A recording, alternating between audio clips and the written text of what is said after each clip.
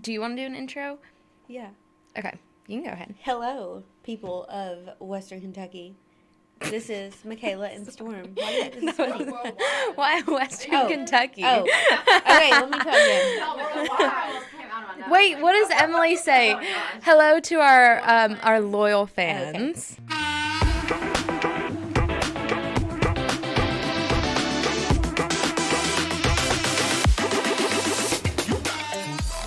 Hello to our loyal fans. This is Storm and Makayla, and we are here with real estate in real life. Today, we're going to talk about being a young realtor in society. I guess. How to get your real estate license. Everything that goes along with it. What happens after you get your real estate license? Yeah, the worst of it, the best of it, all the tea. Okay, so what do we have today? Well, let's talk about how you get your real estate license. Gosh, so I can't even there's remember how that happened. Pre-licensing courses. Yes. And you have to pass the final exam. Mm-hmm. And then... And there's all kinds of different courses you can take, too. Like, my course that I took, I don't even think he does it anymore. Todd Thornton is who I did. You did it in person? No, I didn't. Oh. It was online. Mm-hmm. But it was like, you didn't have to do all the CEs and all that stuff. But now there's like, you need the CE shop and everything. How'd you find that? The Todd Thornton? Yeah. Because one of the girls that like really wanted me and helped me get my license, she was like, you have to do this one. It's the best one. Like, you'll learn the most. Oh, gotcha. And so, see, I did the CE shop, and a lot of people like talk about the CE shop and say how it's so great. And personally, I didn't love it, but I'm like a very visual me person. Too. I'd rather like, be in class and listening and doing things. I don't really do well with tests or anything anyway, but surprisingly. And then there's the final exam. I actually didn't pass my final exam for the course the first time. Me neither. It was tough. Yeah. But I did pass the state and the national. I don't know about test your the first final time. exam test, but my final exam test, it was like the same questions the next time. So I basically just memorized. Really? Mine was not at all. Oh, see, mine was exactly the same. So I got a really great grade on that one. Oh, nice. The second time. The second time. Yeah. I think I actually might have taken mine 3 times. Like, What on the about third time I got the it. final, like the actual real estate. Oh, I did really good on that. I don't know if I did really good, but I passed both of them the first time. Yeah, Which not everybody, does that. I remember I walked up to the guy who, like, oversees the test. Where were you at? WKCTC? Yeah. Yeah. And he was like, oh, you passed. I was like, both? And he was like, yeah. And he was like, that's great. Lots of people don't do that. Like, I see people who, like, take it 6 or 7 times. And I was like, oh, you're kidding. I was like, are you really telling me the truth right now? And he was like, yes. I know. I felt so good about myself. I was like, I passed. Yeah. And I was like, print it out. I was like, I have to see it. And I was like, get it in writing. Which, that I say that all the time now. It's so, like, I get so anxious with test taking, especially the way that you have to take it. Like, you're in a room, consolidated. You can't really have any scratch, or you can have one piece of scratch paper. Yeah. Just like state testing with school. Mm-hmm. So it's like, did we get a calculator? I don't remember. I think so. I think there was a calculator on the computer. Yeah, that you could use. Yeah. Yes. I was so nervous. I remember the state portion being so much harder than the national, and I've heard that from a few other people too. I don't remember it that well. I couldn't. Yeah, I feel like it was because the state, did it have more math in it? Gosh, I have no idea. Oh, I was terrible with the math stuff. Same. But I feel like the state is a little bit more difficult because it varies, obviously, from state to state. So, like, you have to really know, like, the ins and outs of the law. The national one, I feel like, is kind of, some of it's a little common sense. Like, if you really think about it, it's like, okay, well, this would make sense. Like, even if I don't know this, like, this would make sense, Yeah. And I think when I was preparing, I felt a lot more prepared for the state portion. So when I got to it, I was like, I just remember. We should voice over with your voice. But yes, I remember like sitting there during the state portion and being like, what is going on? I know. I was like, there's no way I'm passing right now. Yeah, I didn't think I was passing either. And then turns out I did. It happened. Yeah. What'd you do after? Hold gonna fix this. I feel like I had the day off that day, maybe, from my part-time job. I honestly don't remember what I did. I don't even know if I celebrated, which I should have. I remember I went to... Do you know who you called first? Like, who you told? Oh, gosh. No. I called my grandma on her work phone because she works with my sister. Mm-hmm. So I, like, asked for Stephanie. Hey, Stephanie, if you're watching this, because I know you will, because you're a loyal fan. Is that your sister? No. Oh. She works in... my sister and my grandma's like insurance agency. Oh, okay, gotcha. And she answers the phones and she's always like, "Hi, Makayla," because they have caller ID. But so I called the office phone and I talked to my grandma first, and then I had her transfer it to my sister, and then I think I called Jamie, and then I went and I got a Starbucks drink, like a frappuccino, and I ordered a grande and they gave me a venti, and I was like so happy. I was wow, best that's day a pretty ever. Good day, yeah. So. You know, and I just want to say this because I feel like it needs to be said. Passing your test is the easiest thing you can do in real estate. Yeah. Even though it's really hard. Yeah. Like, once you get into real estate, it's like, holy crap. There's so much that you don't learn when you're doing your course because, like, you don't have the real life scenarios. And there's no, like, when you take tests and stuff, there's black and white answers. In real estate, there's never a black and white answer. It's always gray. Yeah. Or dark gray or light gray. Or purple. Yeah. So after pre-licensing courses, fingerprinting, background check. Oh my gosh, the fingerprinting. They did not make it easy to like get to that place. They don't make it easy. Nobody ever knows what the right answer is. Yeah. Because they change it all the time. And then once you pass your test, you have to put your license with a brokerage and a board. And you really should know what brokerage you're going with before you start testing. Yeah. Did you interview like different brokerages? No. The person that helped me. Who was your first brokerage? Marsha. Oh, the person who helped me was Marsha Bartlett. Shout out Marsha. With EXP. That was my first. Oh, gotcha. So really, I've only known 2 brokerages, which was EXP, and I was with them for 2.5 years. Yeah. And then I came here. Yeah. I would never had that, like. Knowing different, yeah. Yeah. Well. I was just like, I'm with Arnold. Yeah. You're in a good spot, though, so. Yeah. How well do you think the course is, like, actually prepared? Not before. Well, yeah. To be honest. Unfortunately. I mean, you learn some things, and there's some things that I remember learning, thinking that it would be the most important thing. And, like, now looking back, I'm like, I've never, ever used that in real estate. Yeah. What's, like the timeshares? Oh my gosh, timeshares. I hated reading all about that stuff. Actually. So my friend, I'm going to talk about my friend Gracie because she's hilarious. And she's wonderful too. She's now a real estate agent in Nashville, but she was here in Kentucky. And she was so nervous to take this test.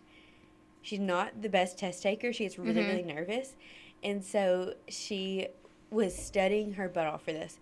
Well, she gets to the test, and she's like, they had so many questions about timeshares. Like, I don't understand this. There was questions on it. She do need to know it. She took an entire test. Like, she passed the timeshare test for Nashville.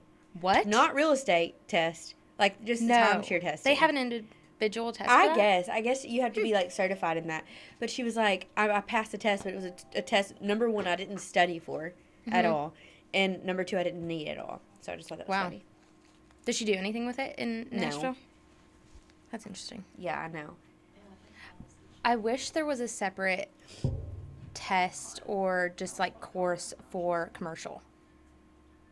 Like, I would love to get into commercial a little bit more. And yeah, I do agree with that. I feel like we're in the best spot with, being with Arnold to know more and do more with commercial. But I do agree that I feel like there should be a separate like certification for that because it is so different. Like, it's a whole totally different And they barely world. touch on it. No, they don't touch on it at all, hardly. Yeah. Do you think, like, when you're going through it, do they... Wow. Mm-hmm. And then I feel like there was quite a bit about property management. Yeah, in there, which I didn't feel like was necessary. Like, EXP did not allow property management, so, like, I wasn't allowed to do that at all. And now it's like, I mean, I wouldn't not do that anyway, but still. Yeah, if you wanted to. If I wanted to, I could, but not prepared for it. Okay, this is really bothering me, so I'm going to fix this. I should just cut it off. Do you want me to Yeah. You think my sniffs are going to be really bad in this microphone? Okay.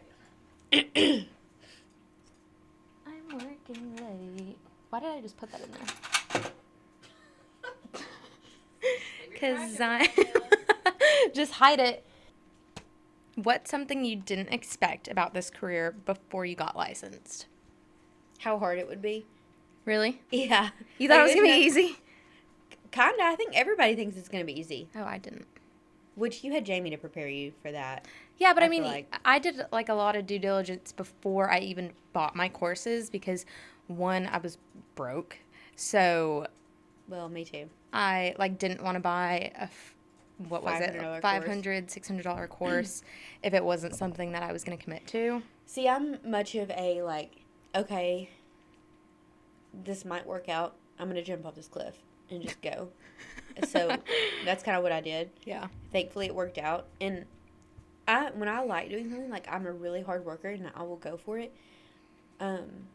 So I think that worked out for me in that way. But I think a lot of people just jump in and they're like, oh, I've seen all my friends do this, or I've seen all these girls my age do this, and it looks so fun. Yeah, or TikTok tells you that you can make stupid amounts of money. And you can. You really, I don't want to say stupid amounts, but you can make a really good career. And what I like about it is that it's about what you put into it. Yeah. How much you make out of it. Yeah. You know, it's not, and some people put a lot into it and still don't do well. Yeah. It happens. Yeah. I mean, a lot of real estate agents don't make it. Yeah. I know earlier this year, I tell Jamie this all the time. Like, I had a really bad offer to contract ratio. Like, I was writing all these offers, and they just weren't getting accepted. Mm-hmm. And I think she said to me, like, gosh, I thought you're talking people out of buying houses. And then recently I got, like, a bunch of properties under contract at once, and we were like, okay, it's just the roller coaster. Like, you just got to ride the wave and just be able to not get paid for 3 months and be okay with that. Yeah, I mean, literally, that's like it's really difficult, especially if you're single or, you know, if you're the main provider of your family. I mean, it's really hard to know when you're getting paid and when you're not, and to be able to just go in it like full time and drop whatever else you're doing before, not knowing if this is going to work out or not. So if you have, you know, kids, and I can't imagine doing it like with a family. I really can't. I'm so glad I did it when I did. I'm about to figure that out. Yeah. But at least you've like built. At least, I have a foundation. How many years has it been for you? 3. Gotcha. 3 full? Like you're on 4, right? Well, yes. Like my 3rd, I think I started at the end of September in 2021. 2021. That sounds like so much longer ago than 3 years. I know, it really does. One thing you mentioned, like all the gray areas. Mm-hmm. I did not realize that there was going to be like a dozen different ways to handle one situation. Mm-hmm. And like the way that we handle it, you know, someone in a different market than us, not even very far away, like the Murray market is, I feel, is so different than ours here. For sure. Or, you know, obviously if you go further to like Louisville and Lexington, I feel like they would handle stuff so differently than we would. Do you have a specific like thing that you can talk about, like the gray area? Because I can't think of anything off the top of my head, but I know I run into gray areas like all the time. Well, I mean, it's just kind of like, I feel like one appraiser would count something as livable square footage, but one appraiser wouldn't. And then someone would count something as a bedroom and someone else wouldn't. And it's like, that should be set in stone, I feel. 100%. But same with the inspector stuff. Yeah. Like, and I think that's another thing that we should talk about too is, like, you have to realize as buyers and sellers, like, all of us are professionals, but we're also, well, some of us are professionals, but also we're all human. Some of them are amateurs. Yeah, that's for sure. All of us are human too, so like mistakes are going to be made. Yeah. Especially like I always warn my buyers when we do inspections. I'm like, look, I use this guy all the time. I think he's great. I always give him multiple options. Yeah. But I always have my favorite ones. I mean, everybody does. Yeah. But you know, he is human. Like, there's probably gonna be things that he misses. You're probably gonna move into your house a month later. Your air conditioner might flop out. And it might not even be his fault, but it could be his fault. He might have missed something. Like, it just, like, happens. Yeah. And you can't just, like, sue everybody just for fun. Or you're going to spend a whole lot more money trying to sue someone than you would just repairing your air conditioning. That's another thing that I think people don't realize is that, yes, the contract states this, and yes, the seller didn't do this, and we can do whatever. I can do everything that I can to say, okay, the seller has to come get their trash out of that house. Yeah. But if they really don't want to get that trash out of that house, you have to bring in an attorney to enforce that. Right. And that costs money. And it's probably going to be cheaper for you to just get the trash out of the house yourself. Like if they... And it sucks, but it is what it is. If you negotiated for them to, like, remove the above-ground pool, and closing day, final walkthrough comes, and the pool is still there. Like... You have choices. You can not close until they do it. Yeah. Which, I've done that before. Yeah. Or you can move on with it because you're just done with dealing with it and hope that they come and get it. Yeah. They probably won't. Yeah. If they're good people, which I feel like I've had good experiences in that, like, people usually uphold what they say. Sometimes not, though. It's cutthroat business. Well, when you're on the buyer side, you can't, you don't get to choose who you work with on the seller side. Yeah. You could have an agent that doesn't really care. Yeah. Have had that before. Yep. You can have the seller who doesn't care. Have definitely had that before. Mm-hmm. And also, even if you are the seller's agent, you don't have control over these people. Like, you can prepare them for everything, and them still be like, "Wait, I don't remember you saying that," or I don't have to do that. I'm like, "Well, we signed it. Yeah, you do." And still, they really don't. Yeah. I mean, we can't put them in jail. Right. And I wish think we could sometimes. One thing I feel like I come across a lot is just, getting to the house on final walkthrough, and the house is just, like, dirty. They just didn't clean. And on our contracts, it says, properties to be broom clean. But who's going to define that? Like, the broom clean is such a, like, my clean versus your clean, I'm sure, is way different. Yeah. I mean, I struggled with that all growing up. My clean versus my mom's clean was totally different. Like, that's how everybody's cleanliness is so different. So, I think it's hard to say. Me and Abby have actually talked about this because we've both dealt with that very recently, like, where it's just so disgustingly dirty. And it's like, maybe we should start putting on our contracts, seller to hire a professional cleaner for up to $200 or $300. Yeah, but what even is a professional cleaner? Like, what makes them the fact that they're paid, I guess. Yeah. I mean... And it's hard because, when a property is vacant, you see a lot more things than you did, if the last time you saw it had furniture in it. Like, okay, what do the baseboards look like when you pull the couch back? Yeah. And it's kind of like, sorry, buyers, like, this is what I've got for you. If it was completely furnished already because somebody was living in there, they had a rug on top of hardwood floor, and the hardwood floor had scratches on it. Yeah. But they weren't covering... Or it was just, like, stained differently because they never pulled up the rug and cleaned it. They weren't covering it up, like, intentionally, or maybe they were. Maybe the rug has been sitting there 5 years. They move out, and, oh my gosh, there are stains and scratches in my hardwood. What do I do now? Yeah. Well, again, you have to hire an attorney. They're not going to do anything about it. I remember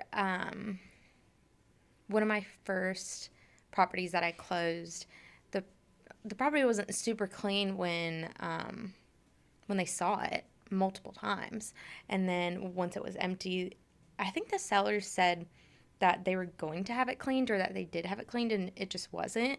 And I felt so bad for the buyers. Like, I paid a professional cleaner to go and do that so many times. Yeah. Like, you should re-clean the toilet. You should be cleaning your own house either way. Yeah. But regardless of that, I think that's another thing that new agents need to know.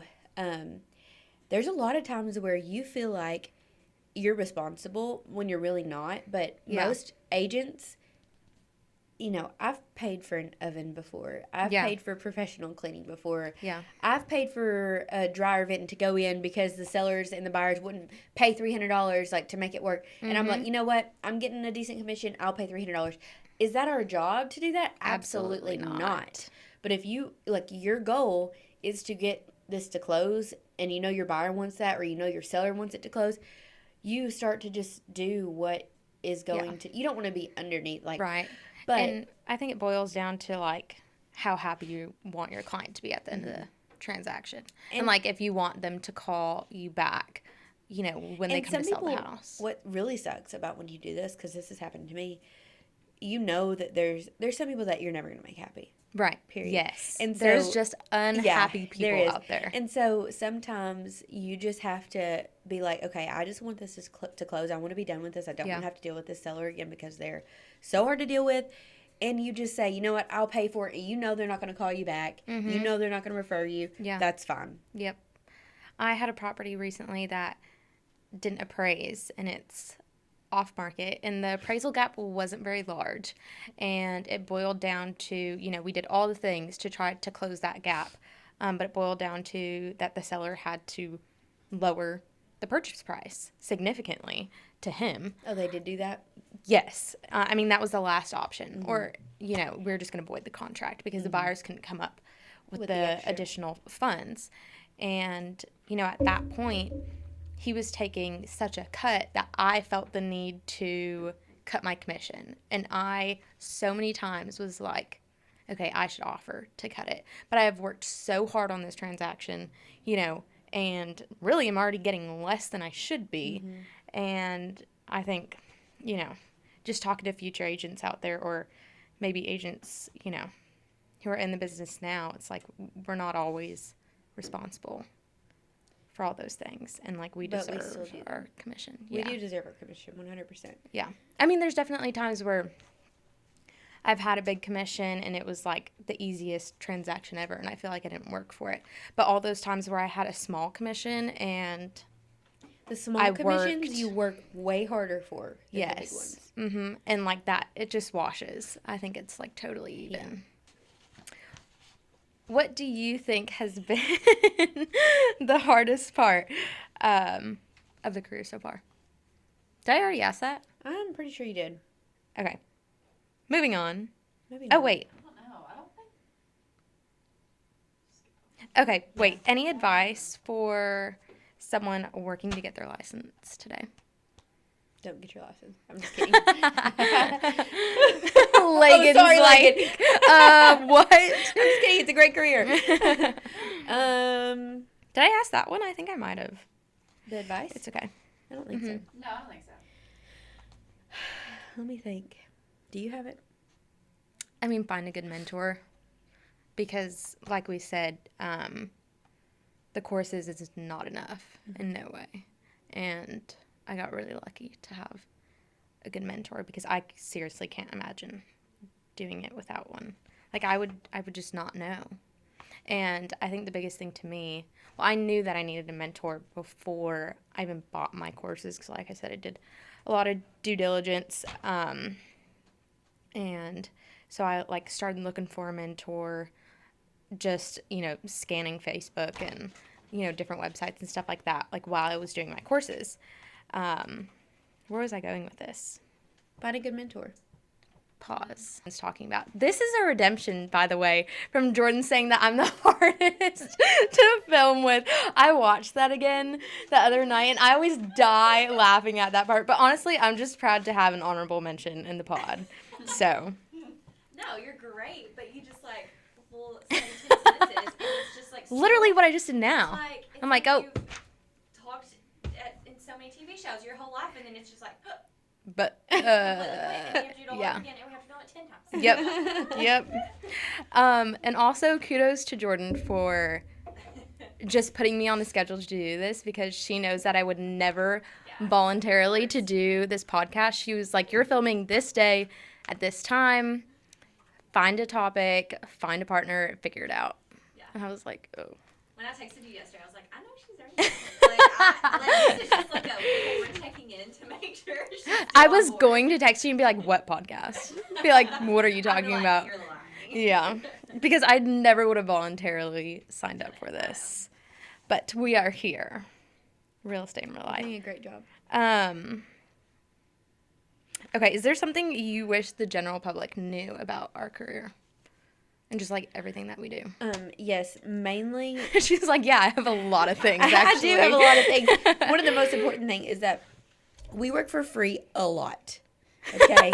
We do. Period. I hate to say it like that, but, like, sometimes I feel like the general public thinks that, like, we get paid. I told you guys. Just by being there. And that's so frustrating. Like, I had a client, a deal fell through because of this crazy thing. And he was so worried about somebody else getting paid. And I'm like, you do realize that I did all this work and I also didn't get paid. Like, I didn't tell him that, but I'm like, I also did my job and didn't get paid. Like, but we're not worried about that, right? Yeah. Like, I just feel like people don't realize that we don't get paid a lot of the times. And then they talk about how much we get paid at the closing table or whatever. And it's like, well, I've waited like 3 months to get this check. So really, if you break it up in 3 months, like, it's a regular I showed salary. you 30 houses. And, you know, let's just say each showing was an hour, even if it was 45 minutes, 30 minutes. And, you know, I had to drive 30 minutes each way. We talked about each house for how long, how many hours did we spend scheduling and then each property. When I go on vacation out of the country, I have to answer your phone calls. I have to make sure that you have somebody to show you properties while I'm gone. Yeah. Work-life balance. Answer their questions. Tune into Ella and Sarah's podcast about that. Yes.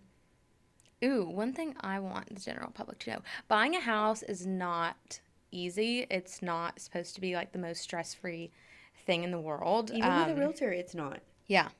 And we're here to make it as stress-free like as it can be, but I mean, this is the biggest purchase of your life. So expect like some stress, some anxiety, you know, all the things.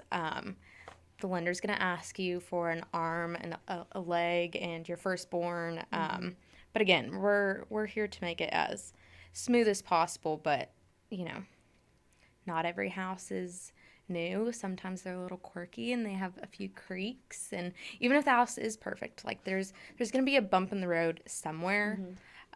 So just be along for the ride, please.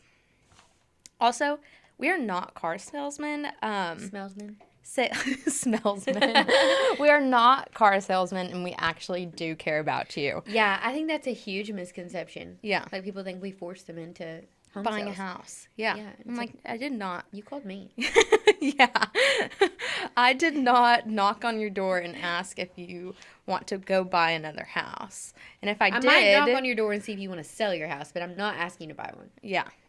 But if you want to sell, then I have to find something for you to buy. Yeah. Yeah. And also, like, I always make it really clear when I go into showings, like, I'm not here to sell you on this house. Right. I'm here to make sure that you find what you're looking for, and then that we have a smooth transaction, as possible, you know, as you can have especially when problems arise. But, yeah, I mean, there's so many times when I go into houses where I'm like, there's foundational cracks up there, or do you see that up there? That was some water damage. Like, you know, you just want them to know that there are things here. And all of those things, maybe not the foundational ones, but most of those things can be, like, I buy houses all the time that need a lot of work. You do. Yeah. And, like, it can be done, and you can figure it out. Like, I do it all. So it's, I don't know. It just boils down to how much you want the house. Since I've been ranting this whole time, I'll tell you what I love about real estate. And I really do love my job. Like, anytime somebody asks me, I'm like, I truly love my job so much.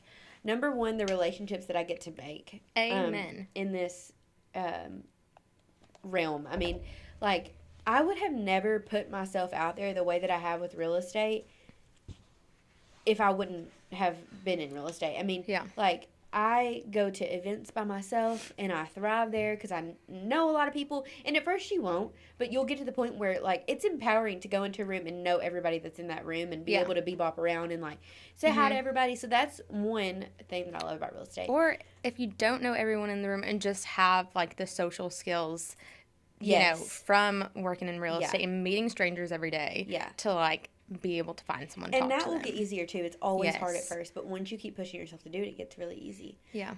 Second thing that I love is that I have a lot of days where I can, like, you know, I don't really know what my schedule looks like what are you about to when say I wake up. But there's a lot of days where I can be like, I kind of want to run to Target in Cape, and I'll call one of my friends that like works at the hospital, and she's off, and I'm like, you want to go to Target? And she's like, sure. I'll have to answer phone calls and things like that, but, like, if you don't have things scheduled, like, you can do things like that. So, like, when you have kids, like, it's a little easier you can go pick them up from school, and sometimes it can be, you know, you have to work on Saturdays sometimes and Sundays, and sometimes Girl. Let's be real. Like, the weekends are the busiest times for me, I feel. I don't have as many buyers as you, though. I think that's probably why, for me. But afternoons, too. So those are the two things that I love about real estate, and I wouldn't give those up for the world, even though all the annoying things that do happen with our career. Yeah. You know? I do feel like being able to work for yourself and having your own schedule is like a blessing and a curse. 100%. Because, you know, I know times where I've been at a wedding, like sitting there like bridesmaids walking down the aisle. Yeah. And I'm like negotiating a deal. It's so hard to be in the moment sometimes. Like, that's sad. Mm-hmm. Like, put your phone away. Yeah. And, like, I know that deal specifically didn't end up working out. And I just think back on that. And I'm like, that really sucks. That I, you know, took time away from my family, you know, and just all the good things about life. Because I'm such a, like, work hard, play hard. Mm-hmm, so, like, if I can't enjoy, if I'm doing all this work and it gets to a point where, like, I'm not even enjoying the fruitfulness of it. Sorry. What was that? My treadmill. Your treadmill? She's a treadmill. I have a treadmill under here. It fell over. Under your desk? Yeah, she stands up and walks. She works out while she works. That's awesome. I usually do it around like 9 o'clock, but since we were filming, I didn't want to have treadmill noise in the background. Go ahead. We'll listen. Yeah, real estate in real life. We have to exercise because we sit at desks a lot. I think that, well, unless you have more things, I feel like we've covered quite a bit. You have more? Oh, do you think that we're at a disadvantage being younger in the business? No. I think we're at an advantage. Really? I think that there's a disadvantage and advantage to being old, to being young, to being anything. I think an advantage of being young is that we get to, like, build our brand you know, now, and we have so much time to save up our money and do all the things that we want to do. And I think that a lot of people get into real estate when they're like they've already retired from a different job, and so they kind of start really or as later like on a side gig to their exactly and already so full-time job. I honestly think starting young is a great thing, and I think it does give us a lot of advantage. Now, the disadvantage is how people view us. Yeah. But totally. Once you make that connection with people in those relationships, like they realize, you know, if you're a good real estate agent or if you have good communication skills and you know how to make relationships, like they'll be super impressed. I mean, that's another advantage. Yeah. If you have good communication skills, people will be so impressed with you. Like, you're 25 and this is how you go and like present yourself. Like, that's great. Yeah. So I don't know. I feel like it's more of an advantage than a disadvantage, but what do you think? Well, of course I'm younger than you, and I feel like I definitely look younger than you. There's people who think I'm like 15. No, and not like, and not in that way, but there's some people who think like I'm a minor, literally.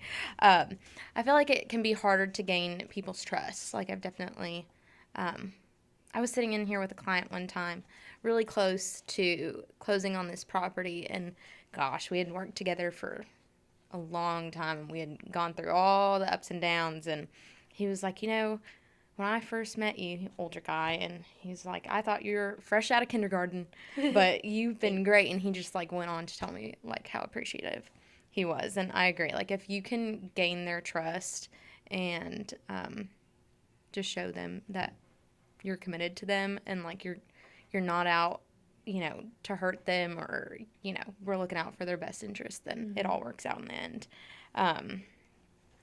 What else do I have on here? Oh, by being younger, we are, in my opinion, much more tech savvy. Maybe we don't tell the general public that. Talk about the advantages of being younger and doing the technology and stuff. Yeah. But I mean, talk about how you know how the importance of marketing. Well. And like professional pictures and stuff. Like, you know, you can't list things the same way you did 20, 30 years ago and list them for a newspaper. Yes, like the right camera matters, the right lighting matters. And I mean, really, everybody's first impression of a property is when you see it on Facebook or when you see it on Zillow. Mm-hmm. It's not a showing anymore. So if you can't sell it to them in that first impression on your phone, you're not going to get them in the house. Yeah, like I would never go to a property and take pictures on my phone with my fingers and the camera lens and things like that. And me standing in the bathroom mirror. Yeah, exactly. Like, you just have to... Like, with the dog Times are changing, and you have to change with the times.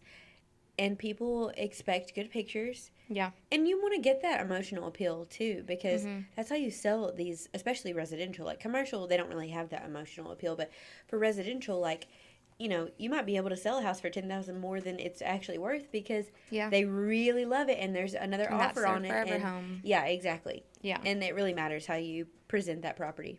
Yeah. And I think one thing I try to explain to my buyers who may be a little bit skeptical about using me as their agent is that I don't have kids. Like, I don't have parents to take care of.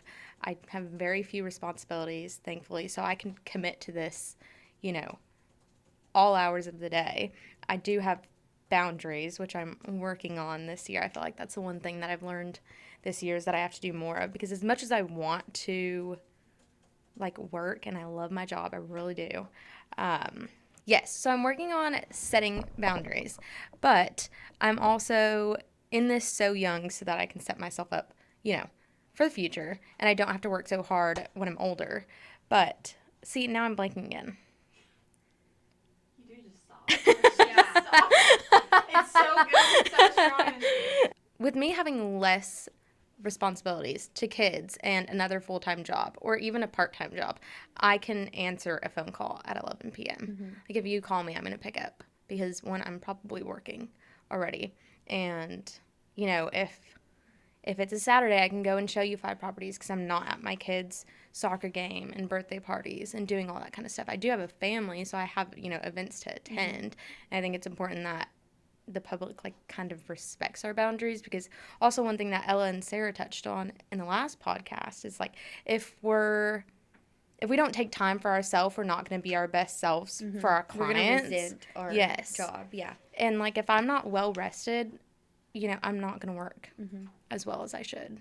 So, yeah, that's a good note. Yeah. I guess that would be my advice for new agents coming into is to learn to set boundaries. They don't have to be like, okay, I only work between the hours of 8 and 5. But, like, when you have kids, that's not like, realistic. I'm not answering the phone after 9 p.m. Like, I will get back to you at 7 a.m. in the morning or 8 a.m.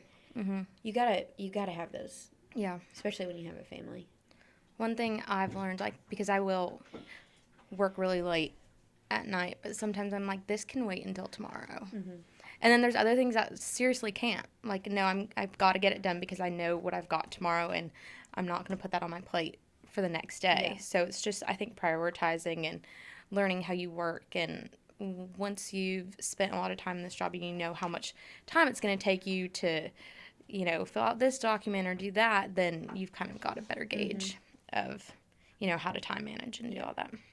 Do you have a motto that you work by? A motto? Yeah, I'm not much of a thinker. I'm more of like a go and do, get things done. What? I don't know. Like, I'm just like, what? I don't have a motto. Like, I'm just not that kind of person. I'm just like okay, this needs to be done. I guess I'll do this. I don't think you're understanding what a motto is. No, like a motto is like, what? Like, my motto is like quality over quantity. Okay, see, I haven't thought that much into that. So she's not a thinker. She's do. a go and get it done. Go do it. Yeah. Yeah. That's it. There's my motto. Go and do. There we go. There it is. Yeah. Trivia. Like real estate trivia? Yeah. Oh no, because if I get it wrong. Ask ChatGPT. They can just edit it out. No, we're going to leave it. We want to see what you know. Even if it's wrong. Well, we know that she's not a thinker. That's all we know. Oh, what's the most rewarding part of the job? You kind of talked about, like, the relationships. She's on her phone, so I'm not going to ask her anything else. Yeah, hold on. She's not a thinker. Yeah. Okay, what? What's the most rewarding part of the job? Is yours relationships? That's mine. Relationships, yeah, those are wonderful. But I think some of the real estate transactions I've done, like, when people are so, like, appreciative and grateful and thankful for the work that you've put in. Makes it worth it. It makes it so worth it. Yeah. Yeah. All the late nights and hours that you've spent on something. Yeah. I definitely love, like, the clients who bought something, you know, a year and a half, 2 years ago, who still, like, will text you and say, Happy Thanksgiving, like, what are you up to these days? Yeah. Like, those are the best, and the ones that I feel like are going to be in my life for, you know, multiple years to come. Yeah. And I don't hesitate, you know, to think that they're going to use me on the next transaction just because we've built that relationship. Mm-hmm. I do think that there's, like, a part of the job where you have to, like, be vulnerable with people and, like, try to find a connection with them other than just, like, selling them this house. Yeah, and that's, like, how you gain their trust. Like, if you can find something that you have in common with them and, like, talk about other things, get to know them, one, you'll know them better and know how to handle, you know, situations that come up, or how to, you know, just know them better to find them the perfect house, or, like I said, handle any bumps in the road. But let me tell you a funny story. Okay. I always like to try to make things like funny and personable at the same time. Me and Abby went door knocking the other day. Oh, gosh. This is so embarrassing. So, we were door knocking. Don't knock. This guy comes to the door. Knock, knock, knock. He has on a Blues t-shirt. You know who the Blues are? Like Blues the Clues? hockey. No. The hockey team. The No, Blues. I don't. Out of St. Louis. So, I lived in Cape. You don't know who I'm talking about? Okay. I lived in Cape for like 2 years, and like everybody loved the Blues. And when I lived in Cape, they won the Stanley Cup, which was huge then. We even went to like the game. Mm-hmm. But so one of their song is Gloria, Gloria, and it goes on to sing more stuff. I can't remember what the words are, but anyway, we went door knocking, and this guy had a blue shirt, and I'm like, oh, this is my chance to give him like a personal connection. Yeah. And Abby was doing her whole spiel, and you know she's a real professional, and I was like, Gloria, Gloria. No, you did not. And he looked at me, and I was like, you know what I'm doing, right? And he was like, yeah. And I was like, cool, you have a good day. That's and I like walked away. So and funny. Abby was like, what was that? And I was like, I won't do it again, I promise. Abby was some like, people don't think do I'm that really again. charming, and then some people are like, what the hell is wrong with you? Yeah, and there's like some people that you're going to connect with, and some people that like you're just not. Yeah, exactly. And I feel like those are the people that you might just like let go and work with someone else. Yeah, and then like 100%. it's okay. Yeah, like if you're not going to be able to give me a good review at the end of this, maybe someone else would be better representing you. Yeah, go on.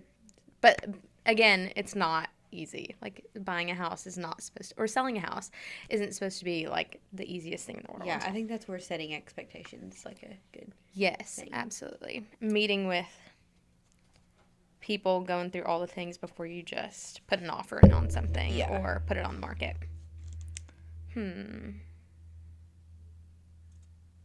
Emily, what's your trivia? Okay.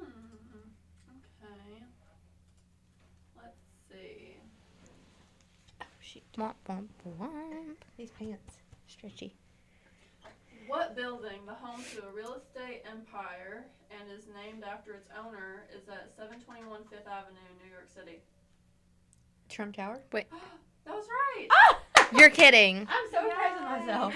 What? How do you know that? I don't know. I just assume. She just does it. She doesn't think. Yeah, I'm just a go and do kind of girl, you know? What does an ichthyologist study? Ichthyologist? Is that what you just said? ICK? ICH. Oh, I lost it. Dinosaurs. If she got that right, I would die dead. Which gland is enlarged in the condition known as goiter? Thyroid. Yes! I'm an x-ray tech. Who is the only poet to Not win fair. 4 Pulitzer Prizes? Taylor Swift. What? Tortured Poets Department. Not a poet. I don't know any poets. Shakespeare? Is he a poet? Which river does the Brooklyn Bridge cross? Brooklyn River. Hold on. I don't know. Don't tell me. Ask me something I know, Emily. It's the East River. East River? East River? That's stupid. I would not have guessed I agree, that. that's stupid. Is it in Dumb name. Brooklyn? Yeah, that makes sense. Okay. What's the station and platform number for the Hogwarts Express? Platform 9 3/4.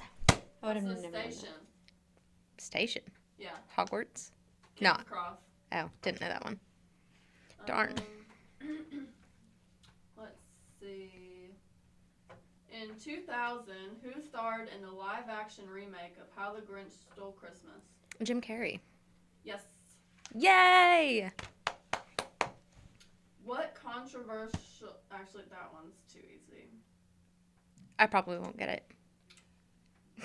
Let's be real. Okay, what controversial music icon made headlines in 2002 when he dangled his 9-month-old son blanket over the balcony? Michael Jackson. I told you, get it?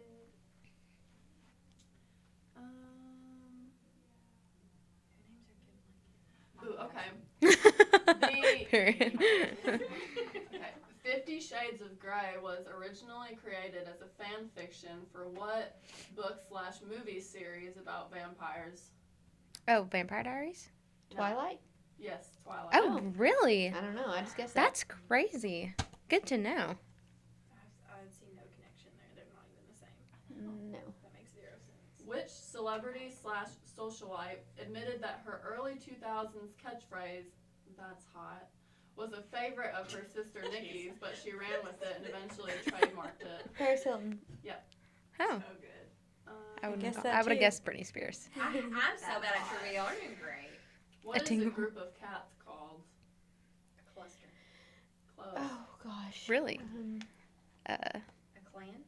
A herd. A clouder. I would have How do you spell that? Clowder. What is the term for the deception of the mind's perception of a stimuli? Huh?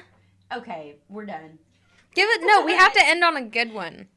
Something that we know. What common pet behavior do cats do to show they trust their owners? Purr. No. Rub up against them. My cat drools. It's so annoying because she like drools in my face. Oh, yes. What? You never had a cat before? My cat makes biscuits and drools so bad, and I feel so bad, but I'm like, you're drooling. Yeah, I know, it's so gross. I I have. answer. Yeah, what is it? It's bringing dead animals. My cat does Wait, not do that. what's My the cat does not question? trust me. That makes sense, though.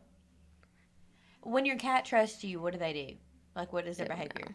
I guess Absolutely not. Never brought you like a dead mouse? never.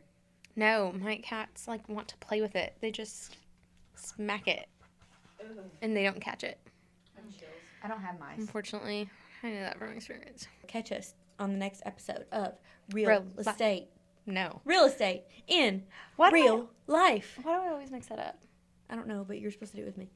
Catch us on the next episode of Real Estate in real life. You Storm. suck. You're doing it different. You're doing it different each time. Real estate in real life. Real estate in real. But you pause in like real life. In real life. Real estate in real life. Okay, ready? Okay. Catch us on the next episode of Real estate in. No. Why can't you just say it?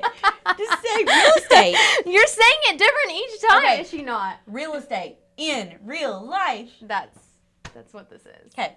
Catch us on the next episode of Real Estate in Real Life.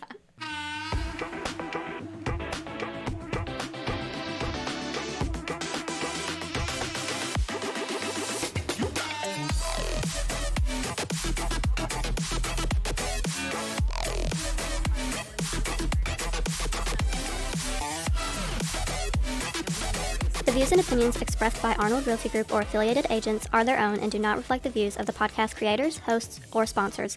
Information provided is for general informational purposes only, and we make no representations or warranties of any kind, express or implied, about the completeness, accuracy, reliability, suitability, or availability with respect to the podcast. Any reliance you place on such information is at your own risk. Thank you for your understanding and enjoy the podcast responsibly.